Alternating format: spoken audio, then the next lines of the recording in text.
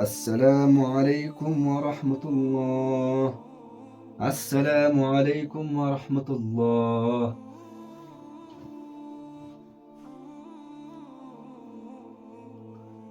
چه حال است؟ تلفن. وقتی شما از نماز فارغ شدید اولین کاری که میکنید چی کار میکنید؟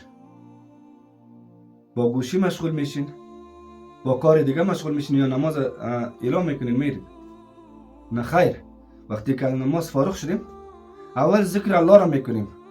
33 مرتبه سبحان الله، 33 مرتبه الحمدلله، 34 مرتبه الله اکبر. بعدش لا اله الا الله وحده لا شریک له له الملك و له الحمد. این دعا را میخوانیم. بعد از او آیت الکرسی را میخوانیم. الله لا اله الا هو الحی القیوم. وقت خلاص کردیم به دعا مشغول بشیم. حداقل کم از کم 5 دقیقه دعا بکنیم. به خود ما دعا بکنیم، به کل امت دعا بکنیم، به کل اهل مسلمان دعا بکنیم و به خاطر فامیل ما دعا بکنیم. پس چی حال است؟ سلام دعا دادیم فقط میخیزیم میریم یا هم در گوشی مشغول میشیم. چی است که ما را بیخی گمراه کرده؟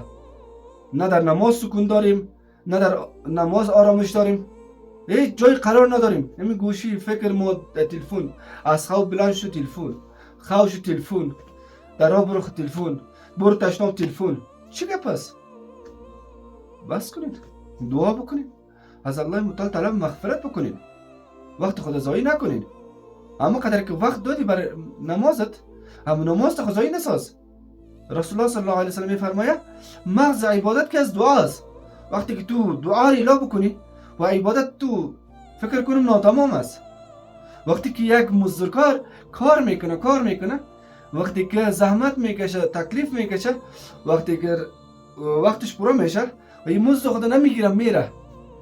عزیزان، مزد ما در نمازی است. ما میریم وضو میکنیم، تکلیف میورداریم، سردی را گرمی را نمیبینیم و میایم نماز را میخوانیم، وقت میتیم کار خود اعلام میکنیم.